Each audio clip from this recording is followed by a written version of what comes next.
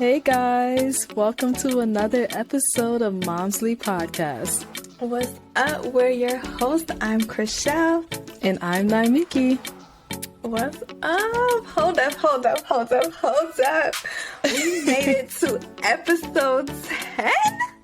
10. Where's the applause? Where's that? We don't do our own applause. Episode 10, yes. We did That is such a huge accomplishment. This is a milestone achieved. Yes, we hit our major. We had some, minor milestones along the way, but this is a major milestone. Yes, definitely. I honestly want to say that I think that we made it this far because we had each other and holding each other accountable for this, because it was definitely times where I'm like, I don't feel like recording, I don't feel like editing, I don't feel like doing none of this. Let me tell y'all editing. But I'm like, because I know there's another person doing it with me, it pushes me to keep going. Because if I was doing this by myself, I probably would have got 1 or 2 good episodes out of me. Okay. After that first episode, it would have been a struggle. It would have been a wrap. A wrap. And cut. Right. Oh man. But yeah, I'm super proud of us. Pat on our back, pat on your back. Yes, sis, we did that. We did that. Super excited. Yes. All right. So in honor of episode 10, today we are going to bring you guys. We're just going to talk about all things motherhood. It's just going to be a little bit of this, a little bit of that. Like when you're cooking, you just sprinkling a little bit of this and a little bit of that. That's what this episode is. A little sprinkle of a little bit of this and that. All things Momsley is what it's going to be. Everything. Remember in the beginning what we said? From motherhood to life relationships, the whole 9. The whole 9. All right. So, of course, we got to start by talking about our little kiddos. So, how's your kids doing? They're actually doing good. Have they started back school yet? They start on Monday. Okay. So, by the time this podcast comes out, they would have started school, yes. Okay. Yes. How about you? How's yours doing? They're doing good. We're in week 2 or 3 of homeschool. I don't even know. I'm already at that point where the days are just all mushed together. But week 2 or 3 of homeschool, and it's going really good. They're really enjoying it, and yeah. I'm kind of jealous. I wish I could bring my kids and come to your Krishel's homeschool, because sis sent me a picture of what was on the lunch menu the other day, and I started drooling. These fish tacos look better than the restaurant. I'm about to come. Where can we register? Where can I bring my kids to sign up? Online at Momsley Pod. And is lunch included, or is that an extra fee? No, sis. Over here at the school, everything is included. We don't stress our parents out over here. See, that's what I'm talking about. Yes. Right. So I wanted to talk today about our kids' love languages, because I feel like people think, kids from the same parents or siblings, they're they're related, so you deal with them the same, you treat them the same, you talk to them the same. But children are really individuals. Children are their own persons. Even if you have twins, triplets, any type of multiple, or if you have kids really close together, or like me, my kids are 5 years apart, they're all individual people. So I wanted to talk about their love languages and how we have to parent them to get through to them and, just have them open to us. But first, let's talk about what the love languages are. For those of you that are not familiar, there are 5 main love languages. First of all, excuse my blue tongue. I was eating a lollipop and yeah. Anyways, so there's 5, I was about to say there's 5 blue tongues. There's 5 love languages. There's acts of service, which is you like people doing things for you. There's receiving gifts, which self-explanatory, you like to receive gifts. And that doesn't mean that you are, what's the word? I can't help you. like a gold digger, not a gold digger, but you're not materialistic. Just because you like receiving gifts don't make you materialistic. Yeah, it doesn't always have to be like something you bought from the store. just anything you consider a gift. Right. Then the third one is quality time. The fourth one is words of affirmation. And the fifth one is physical touch. So, do you know what your love language is? So I've never actually taken the love language test, but just from looking at like the definitions of what the different love languages is, I would say that I'm definitely a person that needs words of affirmation. And I've been that way my whole life. I think it's partly because of the way that I grew up. Like, I just need that little bit of reassurance that I'm like doing a good job. I can definitely think like acts of service is one of my love languages too. Like, I love getting in my car and seeing that there's a full tank of gas in it. I love getting in my car and seeing that the check engine light isn't on. I love coming home and the house is cleaned and vacuumed and the whole nine. Like, it's acts of service. Acts of service me all day. While telling me that I'm doing a good job. Right. Right. Oh, man. What about you? Yeah, so I've actually taken the love language test. It's been a while. So I'm going to go just off of memory. What I do know is I actually tied for my top two, which I was not expecting. For those of you out there, if you haven't taken the love language test, I encourage you to. And this is not just love language for romantic relationships. This is just for relationships across the board, how people need to deal with you, right? Right. So, but I tied for my top two, and I believe, if I'm not mistaken, it was a tie for quality time and physical touch. And the quality time thing didn't surprise me, but the physical touch actually surprised me. Yeah, that's shocking to me too, because I don't like to be touched at all. And I feel like that's also really partly because of the way I grew up. Same. Yeah. Same. I think we definitely we understand each other on that level. Yeah, and I think it could be, so like in your case, like we both kind of grew up in the same kind of household where like physical touch wasn't really a thing. So, but like we ended up on two different sides of the spectrum. Like for you, you somehow need that physical touch now. But like for me, like I don't want you touching me. Like I don't want hugs. I don't want kisses. I don't want none of it. Like love me from afar. No. And I think the reason why physical touch surprised me was because I am not a PDA type of person. Like, it grosses me out to see other people kissing. Don't like the lovey. Like, I'm not a fan of PDA at all. Like, me and my fiance have been together for 10 years, and I feel like I'm now comfortable going out in public and holding his hand. Like, I don't do it. Yeah, so I think that's why it surprised me. But when I read like the explanation and things like that, it made sense to me. But definitely, I agreed with the quality time. Like, I need some quality time. If you're my friend, I don't need to see you every day. I don't need to talk to you every day. But once a month, every few months, we need to like take a girls trip. We need to do something. We need to FaceTime. Spend 3 hours on the phone talking about absolutely nothing. Then we could go another 3 months. It's cool. Yeah. But I need quality time. Not all the time. I need quality time. But with that being said, what are the love languages of your kids? Or do you want me to go first? You could go first. Okay. So I'll start with my oldest, I guess. My oldest is 8 years old. And I would say her love language is definitely,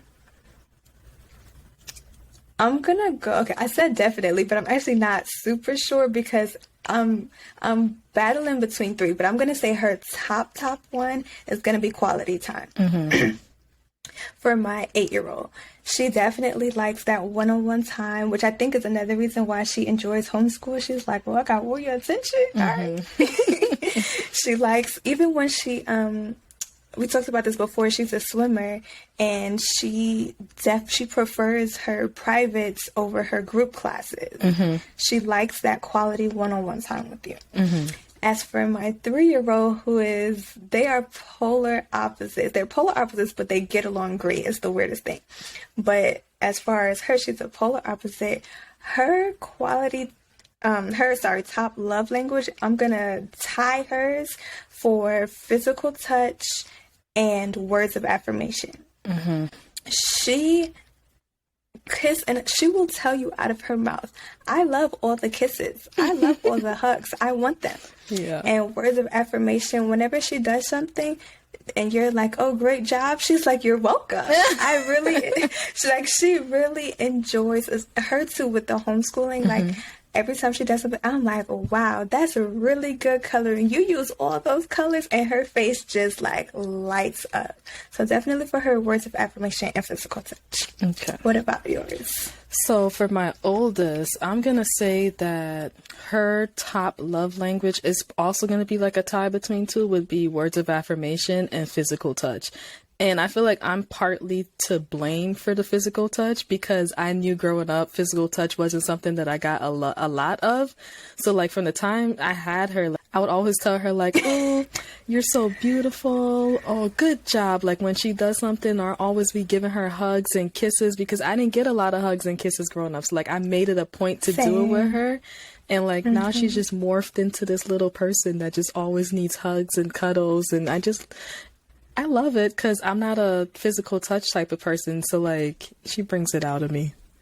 And she's definitely the type of kid that always needs to hear like she's doing a good job when she does something. Like to this day, she's the oldest one in the house out of all the kids. And then she draws a picture. So I always have to tell her, like after she's drawing her pictures and stuff, I'm always like, that is so beautiful. You did a good job. Now for my oldest son, I'm still really trying to figure out what his love language is, because I feel like it might be quality time. Like he craves that one-on-one attention from me and his father. Like he doesn't care who he's getting it from, as long as he's getting just your attention completely to himself. And I think that's partly because he's the middle child. The youngest one. Middle child here. The youngest one, he's not even 2 yet. So I don't really think he has a love language yet. He's a work in progress. We're not sure. Yeah. I don't know. I think it depends on the day with him, because today he woke up and he's just giving hugs and kisses like left, right, and center. But then some days he doesn't want to touch. Some days he wants quality time alone. Yeah. With him, it's up in the air. We don't know yet. Yeah. And someone mentioned that sometimes our love language, instead of us, asking for what we need in terms of our love language in romantic relationships and in friendships, instead of us asking, okay, saying this is what we need, one, either because we haven't identified it for ourselves, or two, we just don't ask because we don't ask. A lot of times people project that instead of asking for it. So for instance, if my love language is physical touch, I might be touchy-feely all the time because that's what I need. So because that's what I need, I'm like, let me just do it to you. Maybe you'll get the point. Yeah. You know? So sometimes, yeah. I can see that, because like for me, one of my love languages is acts of service. And like I feel like a lot of the times, especially like with my fiance, like I'll go out of my way to like do things for him that I feel like he might like, and like he might not even notice, or he might just be like, well, I didn't ask you to do that, so why are you doing it, kind of thing. Like after the fact, when I get upset that he didn't notice that I did something nice for him.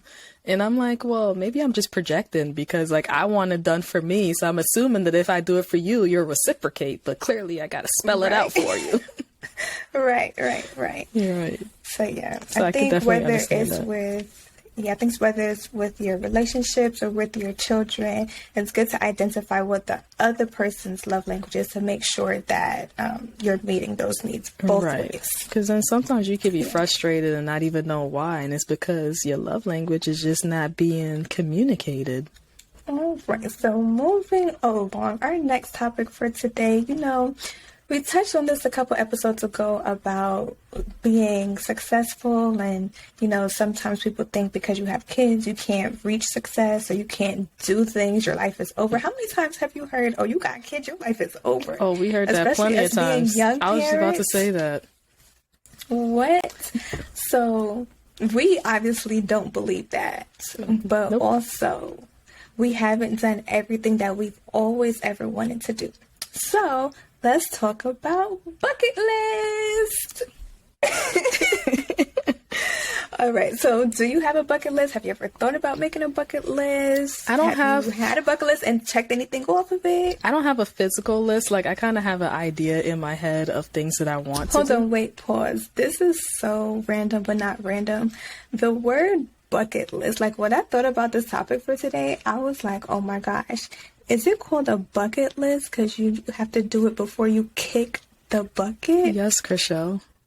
Because usually That's people who have bucket lists are usually like people who really like, most times you watch a movie and people talk about a bucket list is because like the person's dying from like terminal illnesses and they have all these things they have to accomplish because they know their death day is coming anytime soon. Yeah. So that's where it is, because you kick the bucket. That just pops. So clearly the hack to this is you just keep adding to your list, because once the list ends, we're not dying. You just gotta keep adding so you live forever. Right, exactly. But yeah, so I was saying that I don't have like a physical list that I like keep track of, but like in my head, like I have an idea of like things that I want to accomplish. Like I would love to be able to travel more and take my kids places, but it's kind of hard when you're a family of 5 trying to go certain places, because you know you gotta multiply those plane tickets by 5 and then multiply everything by 5, and it's just a lot. Yeah. So what would you say if you had a bucket list right now? What would be your number one thing that you're like, man, no matter what, I have to do this? I want to go skydiving. That's on my bucket list, and it might be up there as like close to number 1, if not number 1, because I've been saying this for years that I want to do it. Man, we are trying to not die, and on top of your bucket list is skydiving. I mean, YOLO? You're not going to have the opportunity to add more things on your bucket list if you die doing the first thing on your bucket list. Well, hey, that's really the only thing that I've had on there for like the longest that I really, really want to do. Because like traveling, like I travel. So it's like, I want to go skydiving. I want to go parasailing. Yeah, I'll have to agree on the you by yourself on the skydiving. I'm sorry. I love you, but see you on the ground. So you're not going to parasail with me? I mean, you're not going to go skydiving with me? No. No. I might not even come to see you, because... What? Tell me about it when you're done. If Whatever. You can. Whatevs. But yeah, not skydiving, but parasailing is definitely one thing on my bucket list. But I would not say that's number 1 right now. I need to we're going to have to come back on another episode with an actual written out bucket list for both of us. We have to actually sit and think about it. But as of today, right now, the number 1 thing on my bucket list, I really, really, really want to go on Amazing Race. Yes. Me too. And my fiance keeps looking at me like I'm crazy, but I'm like, I'm going. Like, there's no ifs, ands. We forgot to record our demo video when I was down there. That was on our to-do list. Yeah, we sure did. It sure God was. Damn it. Yeah, but definitely, I want to go on the Amazing Race so bad. Like, I'm not... Honestly, I want to go because it's going to check off multiple things on my bucket list. Like, I'm going to get to be on TV. So much. The only bad thing, I'm not even going to say bad thing, but the downfall maybe is that everything's moving so fast. So you may not be able to enjoy every aspect, but at least you can get a taste of it. And then after we win the money, what place was our favorite place, we could just go back and sit and spend more time.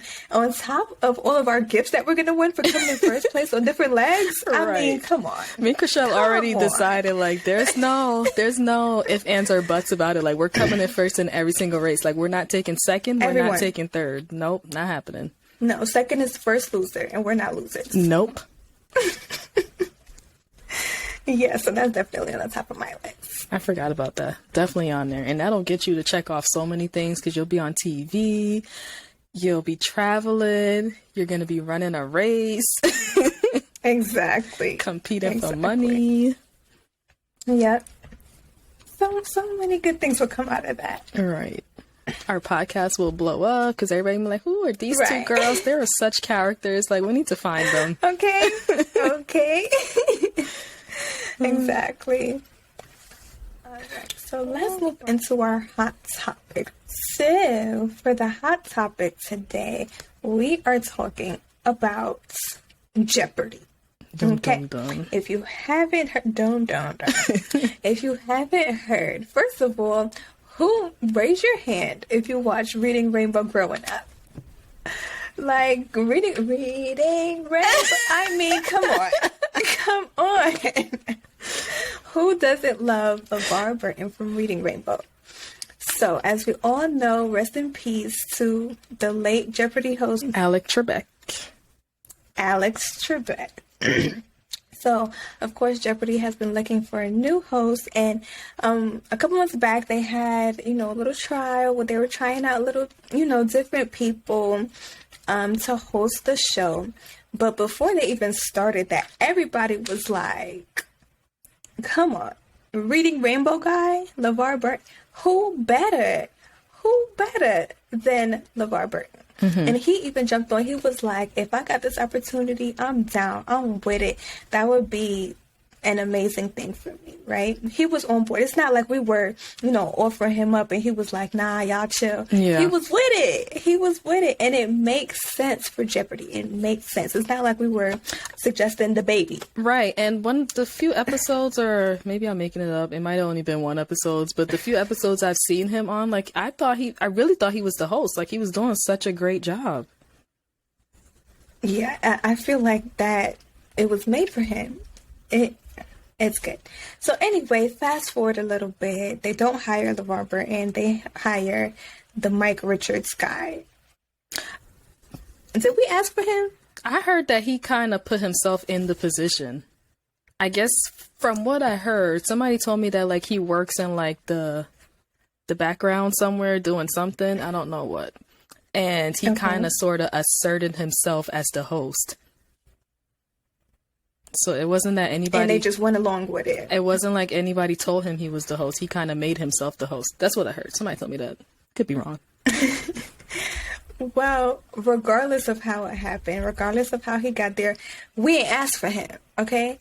Now, Mikey Mike had to step down because, of course, we talked about this too, like, stuff from your past was going to resurface when you get into a certain platform. All right. And, of course... everybody was like, canceled. And Jeopardy was like, nah, we don't do drama over here. So, Mike, you got to go. Mm-hmm.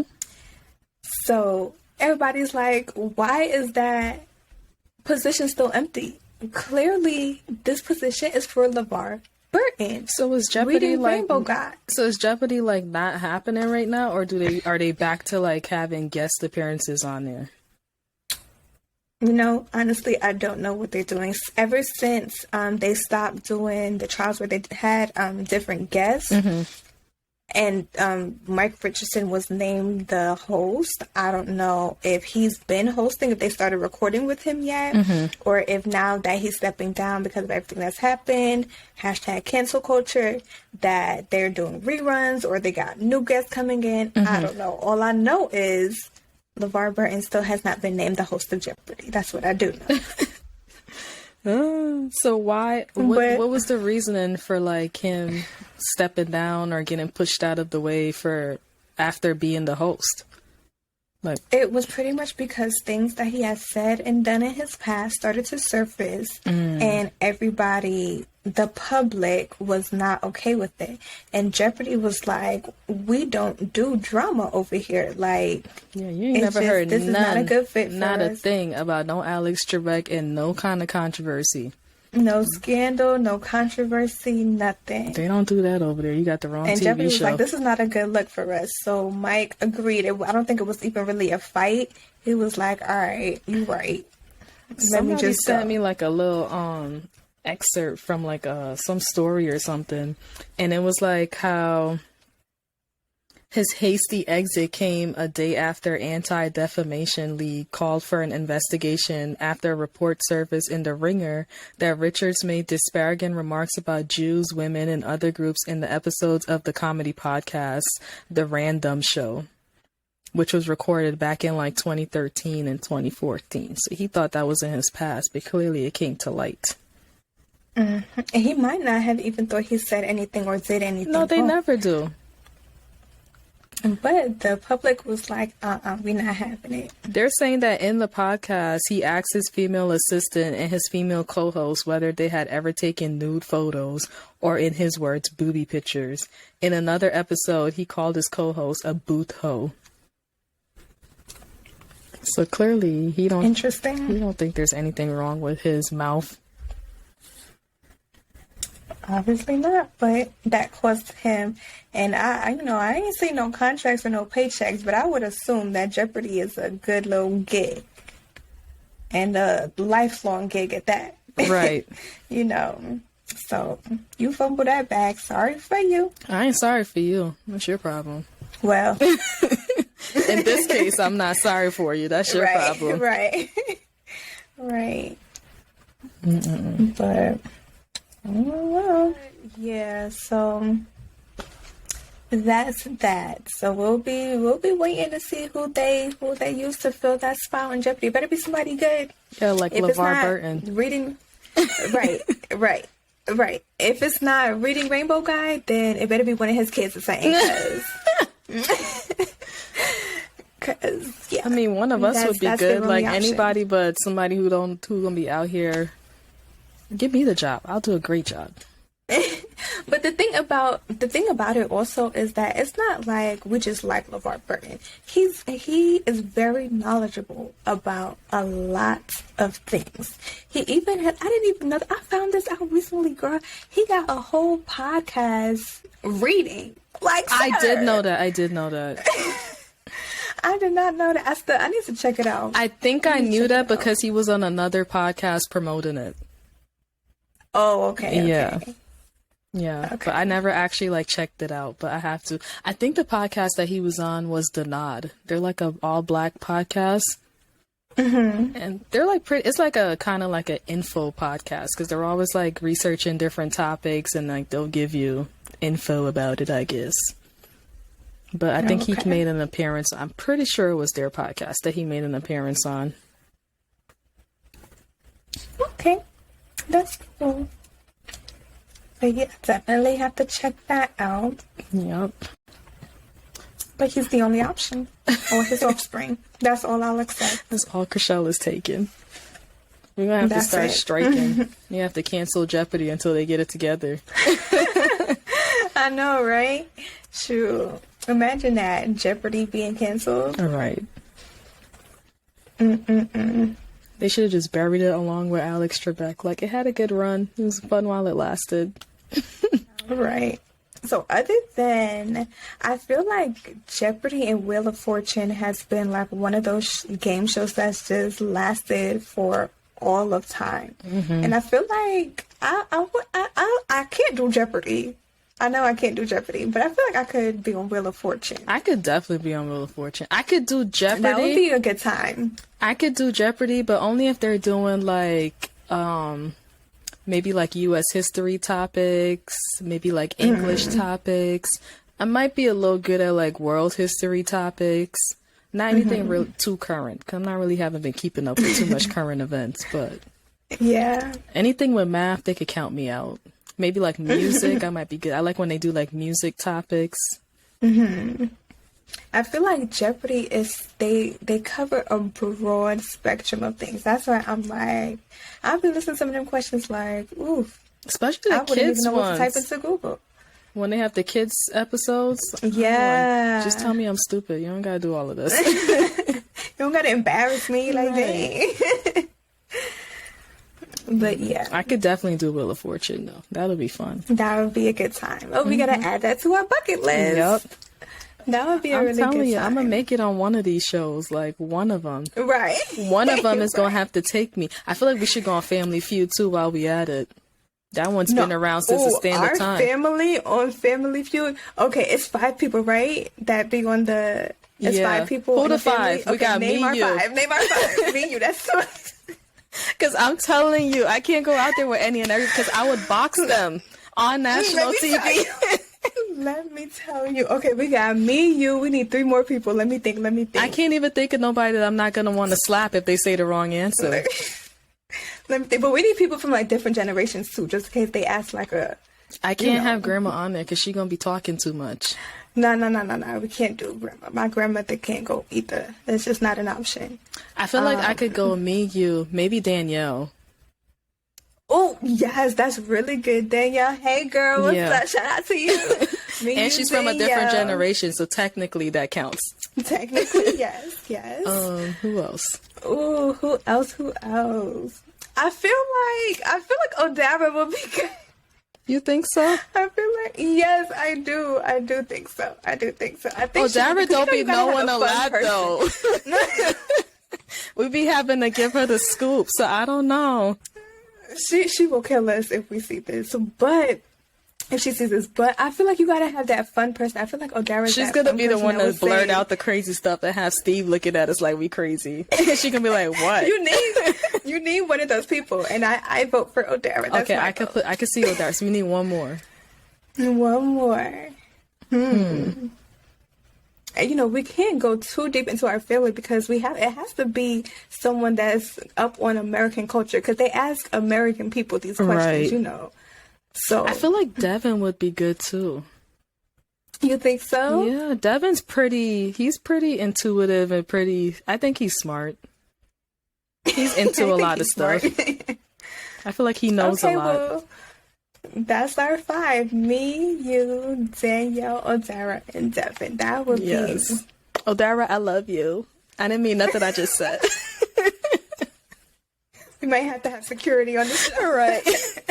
I feel like that's a safe 5. Like, I won't want to box nobody. I feel like if I go anybody else, if they say the wrong thing, I know it's going to be some off-the-wall thing, and I'm going to want to box them on national TV.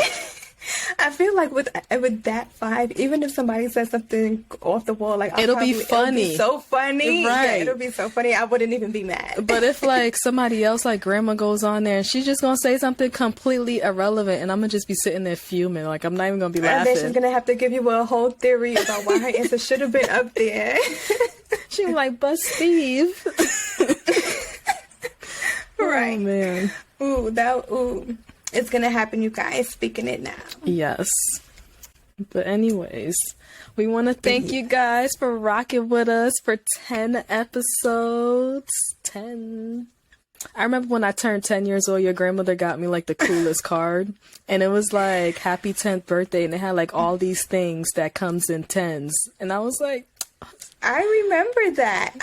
That's so weird. I actually remember that. I thought that was the coolest card. Like to this day, I still think that was the coolest card I ever got. So happy 10th episode to us. And we really, really appreciate you guys for listening to us and continuing to support us. And make sure that you guys are following us on Instagram. All of the socials. Yes, Instagram, YouTube. Oh, we're actually on TikTok, everywhere. But I haven't posted anything yet. So, but you can follow us. Be on the lookout below. Yes. But we're on Instagram at momslypod, MOMSLYPOD. And YouTube, just search up Momsly Podcast. Yes. But before you go, we're going to leave you with this week's mantra for episode 10. Mm-hmm. So our weekly mantra is, I don't chase, I attract. What belongs to me will simply find me. One more time.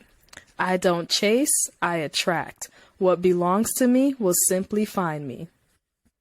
And on that note... And that's that. Right. We will chat with you guys next Wednesday.